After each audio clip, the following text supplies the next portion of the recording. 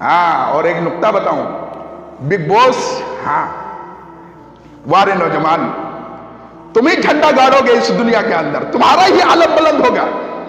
Big باس میں منور فاروقی جیتا، ایسا لگتا ہے اسلام کی جیت ہو گئی۔ ہاں، اب کچھ نہیں ہوگا، اسلام جیت گیا، اس کا سر بلند ہو گیا۔ یہ مسلمان ہے؟ اللہ کی قسم، بگ باس جیسے سیریل کو دیکھ کر کے ہمارے گھر تباہ و برباد ہو رہے۔ بگ باس ہے کیا؟ اس میں یہ بتلایا جاتا ہے کہ ایک بند کمرے کے اندر بغیر کسی رشتے کے، ہاں، ناجائز تعلقات سمبند بنائے جا سکتے۔ ایک بستر پر ایک لڑکا ایک لڑکی سو سکتی۔ ہماری لڑکیاں دیکھتی کیا جی کیا لائف ہے، ہاں، ہماری لڑکیاں دیکھ کیا لائف ہے، انجوائمنٹ کیا اچھا انٹرٹینمنٹ ہو رہا۔